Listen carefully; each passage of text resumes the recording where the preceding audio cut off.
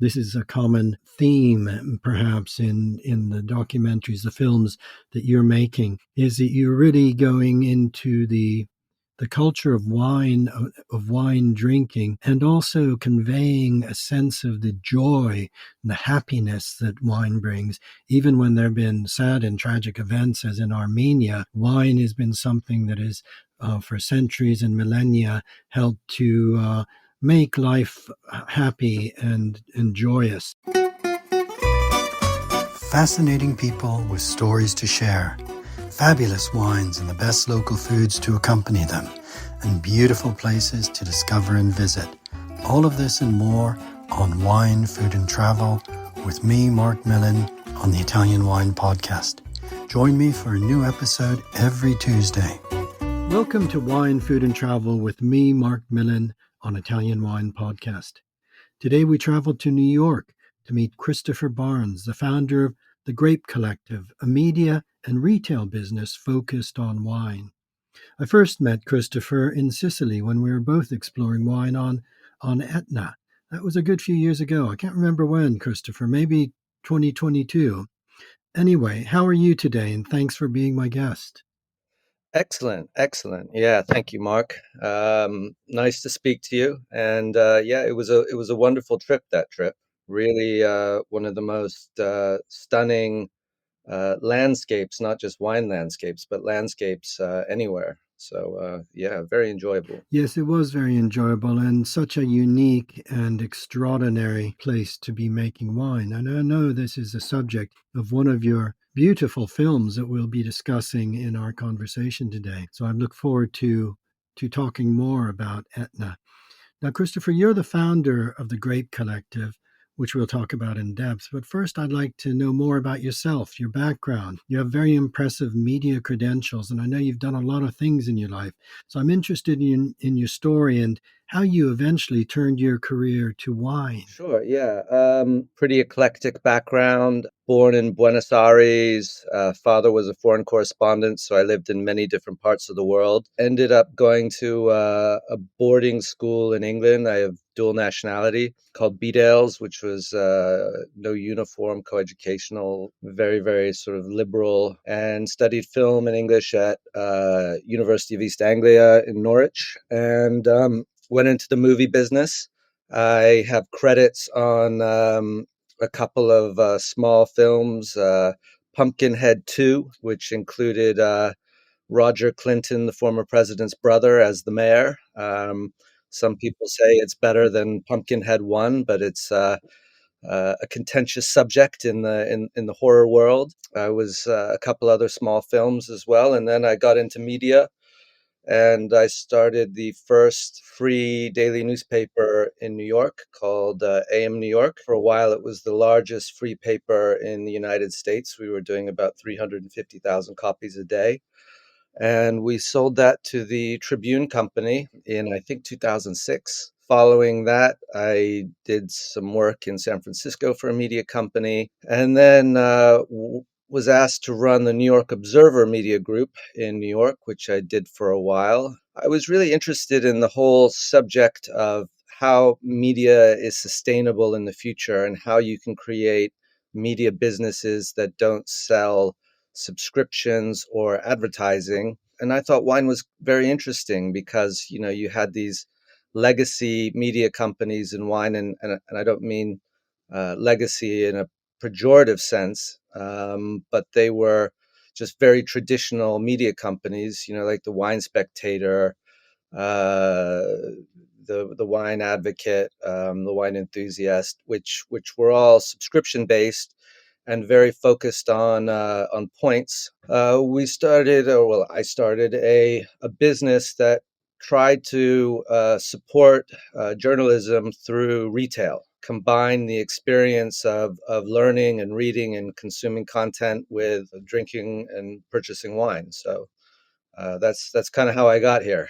Well, that's an incredible story. And I'm imagining, Christopher, that you, like me, have lived through this incredible transformation in media as we moved, well, in my case, from typewriters to first Apple IIe computers and Macs. But I mean, this transition from into the digital communications world, into the digital media world, and as well the transition away from print, away from subscription publications, away from paper, even into digesting so much media through screens and telephones. So that must have been, from your point of view, looking at things, the technology of media would have been a fascinating part of your career. Oh, for sure. I mean, I think in some respects there's a certain amount of nostalgia for the types of news organizations that existed in the past. I don't think these newspapers, are the same or will be the same.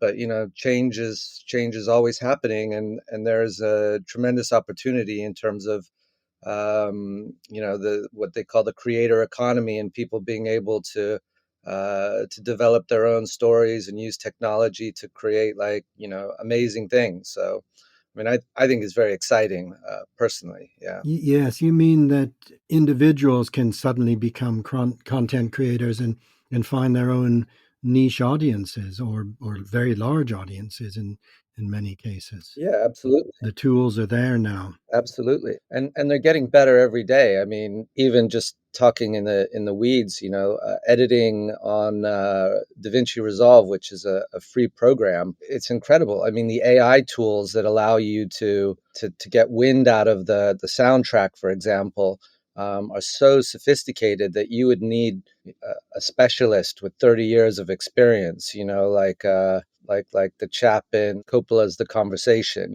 to kind of do what you can do now with a click of a button on a free platform. So, yeah, it's incredible, the tools, and even the phones, of course, like the video and the resolution that you have compared to even a few years ago is just incredible. Sure, sure. I'm just thinking that, you went to film school at the University of East Anglia, so film has obviously been a great love and interest. But when you were starting all the other media companies and the other roles you were doing, I'm imagining that you weren't actually having the joy and the challenge of being the content creator yourself. You would have had journalists and various people supplying uh, content. You wouldn't have been so directly involved as you are now. Is that right? In most cases, yes. In some cases, I started a magazine in London, in my early 20s, that I ran for 3 years before running out of cash. And in that case, I was the editor and the publisher. I sold ads, I wrote stories, I laid it out, I did everything. So, I've also been an editor. What year would that have been? Oh, maybe Oh my, 91. so we're talking about well before the internet age when Yeah. layout was done. I guess you probably had a Mac then to do your Yep. Yeah, it was Quark Quark Express, Express. I remember that. Yeah, I remember the laying out a book on that. old Yeah, school. yeah, yeah. But those skills are important and transferable, and you obviously have terrific skills. Your projects have demonstrated. But the Grape Collective itself seems to me such a unique, absolutely unique offering because you're essentially a wine media and content provider, the creator of award-winning films, podcasts, articles of in-depth and really worthwhile content. And yet at the same time, you're a wine retailer. Yeah, I mean, Is the retail more of a sideline to help fund the content creation, or is that sort of what drives the income? so the retail definitely drives the income, and but I'd say they're not separate. They're, one informs the other in to a degree, and I think the content informs the retail rather than vice versa. So, we create content around super interesting stories in the wine world, and then we then sell those wines. So, for example, um, we just released a little video on Salvino Benanti last week, and hearing his story and his father's story. Yep, I saw that. It's great. and now you can buy some of his wines in the shop. So we call it an experiential store, meaning that there's soil samples, there's a ton of photography. We have a model of Mount Etna in the store. For a while, pre-COVID, we were doing tastings with VR goggles, so you could feel the soil. You could put on goggles and take a virtual tour of a winery and then taste the wine and buy the wine. So it's really trying to kind of take the what I would call the perfect experience, which is walking through a vineyard, let's just say in Tuscany or Etna, and with the winemaker, and then tasting the wine, and trying to take like 5% of that into a physical space, and allowing people to kind of elevate the experience of drinking wine, and really making it much more informative and enjoyable. So the retail is different. It's not like normal retail. It's retail informed by content. That's what we're trying to do anyway. I absolutely love that. I think that sounds like the coolest wine shop I've ever heard of. It sounds an incredible experience to be able to offer that and to be able to offer. I mean, we're talking about wines that are not easy to source as well, and wines that are iconic wines. I've been looking at your list, and you have a great list. But as you say, there are wines that all have terrific, compelling stories behind them. I wonder if you ever went to Vinopolis in London. Do you remember that interactive wine museum? It was by London. Yeah, it was by London Bridge. It was sort of near the Borough Market. And I remember one of the things they had there was in the Italian section, you could sit on a Vespa with headphones on, and there was a film showing on the screen as it drove through the Chianti Classico, for example. And afterwards, you could have a glass of Chianti. And it was a really great experience. I loved it myself. But it sounds like you've taken that to another level with tools such as virtual reality now, actually feeling as if you're in the vineyard. Yeah, and the soil samples, and we were doing handouts. I mean, some of that we've dialed back post COVID, because the idea of sharing a a VR goggle with other people, I think these days is a little tricky. Hopefully we solve for that in the future. Yeah. Yeah, absolutely. Well, let's turn to two of your films that I've recently watched, which I was so impressed with. And I know these films are both up for awards. They're being shown at film festivals around Europe, and I'm sure in other places as well. But let's talk about first. We met on Etna, but let's talk about Palmento, the battle for tradition. The film opens with really beautiful, mesmerizing scenes of the lava flows of Etna. Tell us about the film and about how you were inspired to write this extraordinary story. I guess I'll go back a little bit, and so the one you haven't seen is Vines in the Shadow of Tita, which I'm happy to share, which is also kind of at the end of its festival run now. And it was really during COVID. I had a bunch of I'd say fairly aggressive growth plans, and then COVID came, and it was like everything, the world changed, my business changed, how you wanted to spend your time, all of that kind of stuff. And I started thinking about the content that we were doing, and I had been a year before to Croatia, and I just found it such a magical story that really deserved more than these 3-minute, 4-minute videos that we were doing. So I started in my spare time. My family had moved upstate, so I had a lot of a lot of evenings, and so I started cutting a longer video, and I thought it was quite good. And so I brought in a part-time editor once things settled down a little bit, and eventually went back, did some reshoots, and then I was pretty happy with the final product. Um, and then I was thinking about the next thing, and I thought Etna was, the trip that I went on the trip that I went on with you, sort of happened because I was supposed to go during Etna, and I had a coffee with Stevie, and she said, "Oh, well, I have this trip. Are you interested?" And I was like, "Wow, yeah, of course, you know." And then when I got there, I was so mesmerized by the people, the story, the physical place. You know, I thought it was an amazing, amazing story, and that sort of that was the genesis. And then I came back with a friend of mine who's a very, very good videographer, filmmaker from Spain, Alfonso, and we set up some interviews. And I think, you know, when you get into these projects, it's sort of like you're not quite sure where it's going to go, if the interviews are going to be any good, if the story works. Enough came out of it that I thought that there was a film there. So then I reached out to this guy, Giuseppe De Stefano, who has a wonderful website called Etna Walk. And he's one of those guys that films all of the lava flows. Very, very talented filmmaker. So I started working with him, and he filmed the harvest, and he filmed Salvo Fati making wine in the Palmento for me.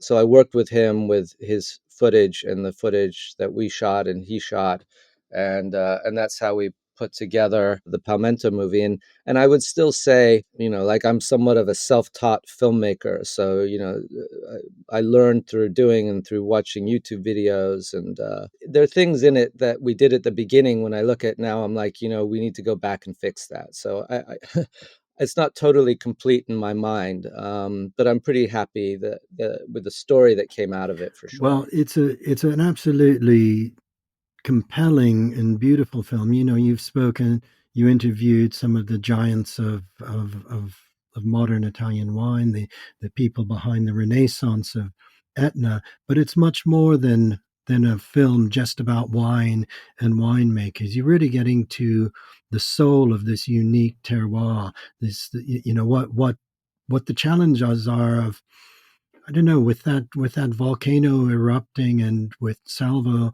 talking about what a palmento represents and how it really is you know, the traditions are so important with connecting with wine as it's been made for literally thousands of years. And, you know, the palmentos are so beautiful in themselves. So I think and I love too the soundtrack, the music that you put on throughout. So it's a film I urge our listeners to find a way to view. Is there a way that that is yet on general release, or will that be happening? Yeah, so I think, well, the answer is right now, no. It's just doing the festival run, but the plan is right now to release a series of 5 films together.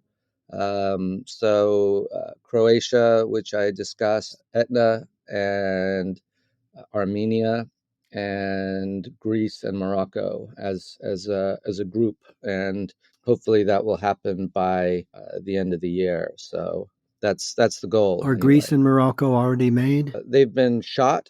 Greece, I need to go back and do some more filming there. But Greece is a fascinating story. I mean, it really, you know, if you think of Plato and Aristotle and Socrates, you know, I mean, specifically Socrates sitting around a table, basically creating Western philosophy and Western politics, all of those thousands of years ago. He was drinking Greek wine, you know, and so Greek wine has played an enormous role in society in ancient Greece. Dionysus was one of the most important gods, the god of wine, and even in modern Greece, it's played an important role. And they're just some fabulous characters. I mean, Lord Byron was one of the most interesting people to engage with the revolution when Greece broke away from the Ottoman Empire, and he talks about drinking Greek wine, and he died. Yes, Samian wine. I remember lifting high the cup of Samian wine, Yeah, or something along those lines. yeah, and he died in Greece fighting for the revolution. So I mean, I didn't know that. yeah, there's some fascinating stories connected to Greece and Greek wine. Yeah, and then Morocco is very interesting as well, with phylloxera and Napoleon encouraging the planting of grapes in Morocco, Algeria, to basically feed wine to his soldiers. And then the French occupation, and then the modern kingdom of Morocco, and where wine fits in that is also quite a nuanced and an interesting subject as well. Well, I look forward to seeing both of those in due course. But let's turn to a film that I have seen, which is Noah's Vines, a film about Armenia.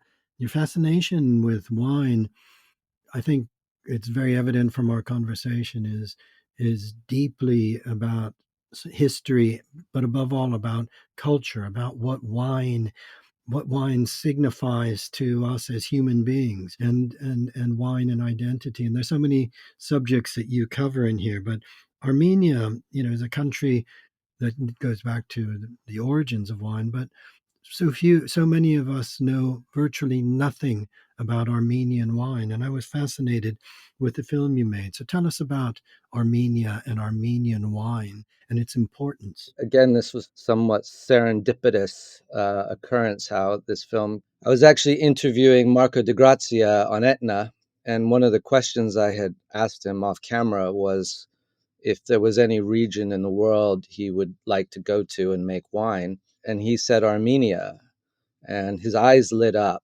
and he walked me, I don't know, 500 meters into a different part of his house, and brought out a book on Armenian culture, and started flipping through it and talking about Armenian wine. And to be honest, I knew like nothing. I just sort of kept quiet and nodded a lot. But then when I got back to New York, I bought the book and I started reading about it. And then coincidentally, one of the most important Armenian winemakers happened to be in New York, and came to the store, and we interviewed him there. And the story was just incredible, and the wines were really good. So it was. So then I was just like, well, I'll get a ticket, I'll fly over there, we'll film, and we'll see what comes out of it. And yeah, they have these two, what I would call, amazing origin stories. So the first being Noah, Noah's Ark landing on Mount Ararat, which is a sort of, is technically in Turkey right now, but it's the spiritual home of Armenia, and it's on all the money. I mean, you see it whenever you're there. And Noah, in the Bible, it says that he planted the first vines. He was the first one to get drunk. So it's sort of one wine origin story. And then they have this cave in Armenia called the Areni One Cave, which they've carbon dated the wine pips and stems to 6,000 years ago. So it's the oldest winery in the sense of multiple amphoras, like making wine on scale, that has been discovered. And the very interesting thing is, when you talk about terroir as a concept, the pips and the stems are genetically the same, not exactly the same maybe, but the same as the grapes that are growing in the ground today, the Areni that they're making wine with. So, you talk about a vine for a place, and terroir, and that is really the definition of terroir. And then, of course, the country has had such an incredible history with communism, with what they went through with Turkey, and with the mass exportation, and all the people who died, and then with independence, and wine is sort of a very important symbol to the people of Armenia. So it's a fascinating story, and the wines are fantastic. So I've never tasted an Armenian wine, but you've certainly made me want to. If I was in New York, I'd be straight down to the Grape Collective.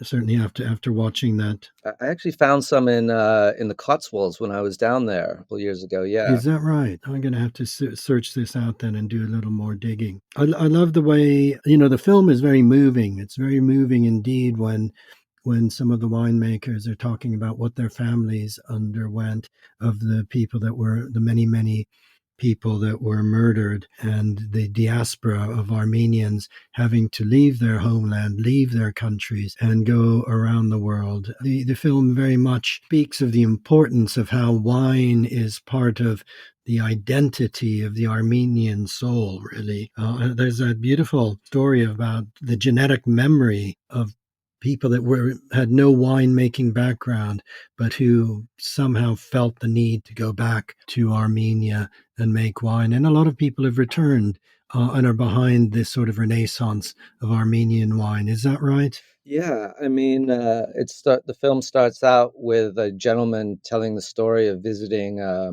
cousin in upstate New York, and how this cousin had never had any experience with wine, but then just decided to start making wine, and how there must be something kind of inherent in the Armenian, you know, soul that connects them to wine, and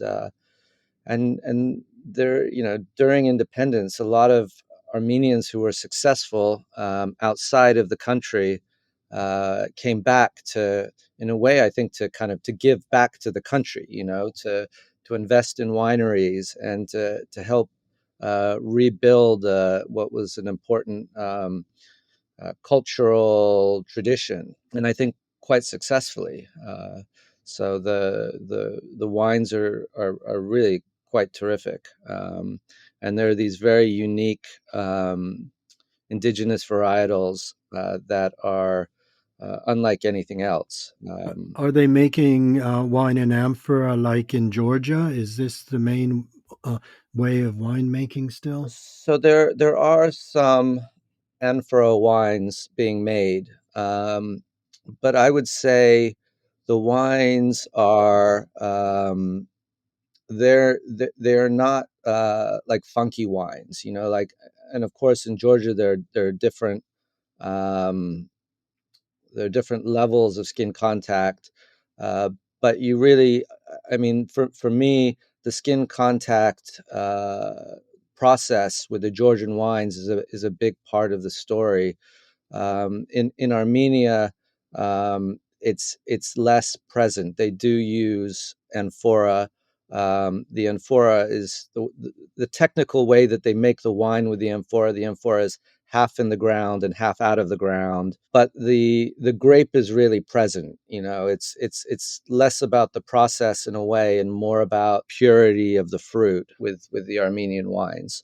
I'm not saying that the Georgian wines don't have purity of fruit in any respect. They're fabulous. I love Georgian wines. It's just the way the wines are made are just a little bit different. Okay, that's really, really interesting. You're really making me want to try to hunt some of these wines out, and I'm sure there must be great varieties that few of us have ever heard of. But I think what comes through in both Palmento and Noah's vines, and I think I'm imagining just speaking with you that this is a common theme, perhaps in the documentaries, the films that you're making, is that you're really going into the culture of wine drinking, and also conveying a sense of the joy and the happiness that wine brings. Even when there have been sad and tragic events, as in Armenia, wine has been something that has, for centuries and millennia, helped to make life happy and joyous. And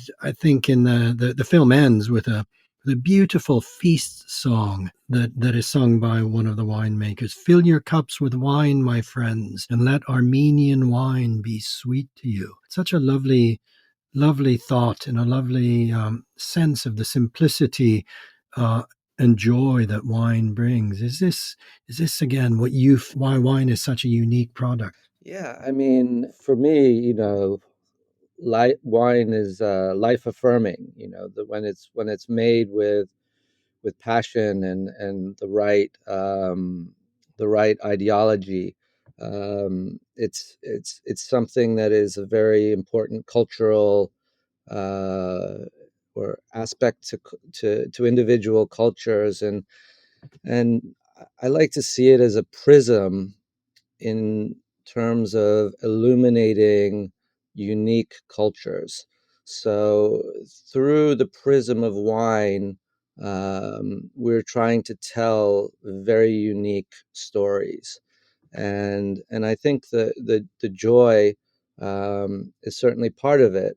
But there's also a lot of conflict in Croatia. For example, there was the communism, and wine pretty much came to a stop um, for many years, and it was just made for individual families. So it's really a way of understanding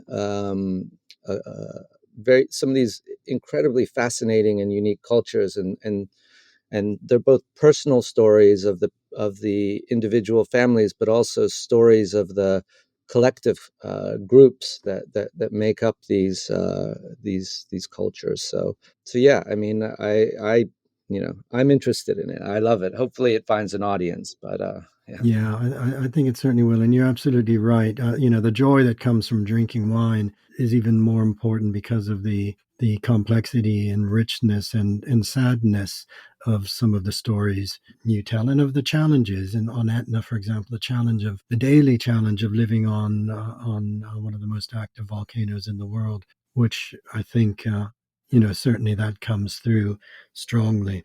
I think the films are great, and I do hope that our listeners will be able to find a way to see them sometime soon. I'm hoping that this collection will make it into the cinemas here in the UK as well, because I think they deserve a wider audience. Do you have other plans now? What is your next big project? Well, I think finishing Greece is really the big one, in sort of right in front of me. I've been talking to Stuart Piggott, who's, I think, one of the great personalities in the wine world and great writers, about a film project, but I don't think we're quite ready to talk about that yet. And I have about 20 odd different storylines that I've sort of outlined in terms of this whole concept of using wine as a prism to understand sort of a fascinating, complex culture.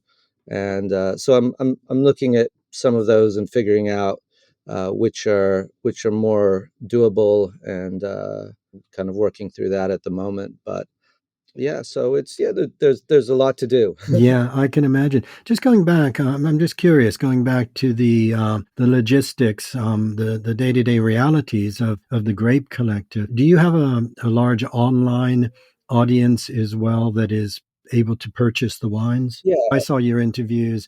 I'm not sure if it was on Instagram or wherever, Salvino Benanti recently, and it's a great interview, and it's even greater if one can perhaps have a click and find that wine arriving. sure. Yeah. So we do have an online presence.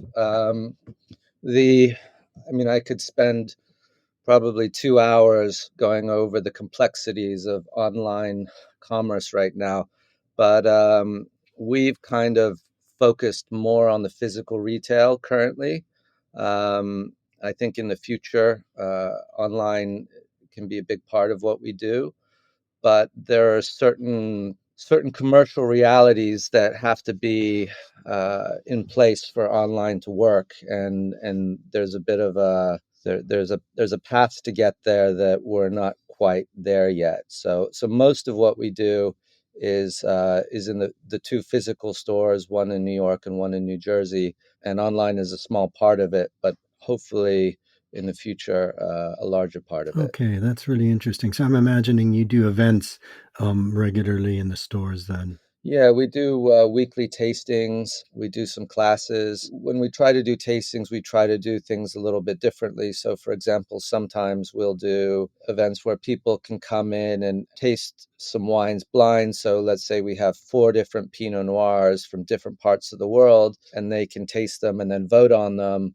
get an understanding of how they're different, why they're different, what they like, things like that. So, try to bring a little joy to the experience of being in a physical space that sells wine. Sure, sure. No, that sounds great. That sounds it sounds like the sort of wine experience that all of us, wherever we are in the world, would wish we could have access to. Christopher, it's been really great catching up with you today. I've been fascinated to hear your story, to hear how the Grape Collective works, and I very much look forward to seeing the next films as they are made available. I look forward to that.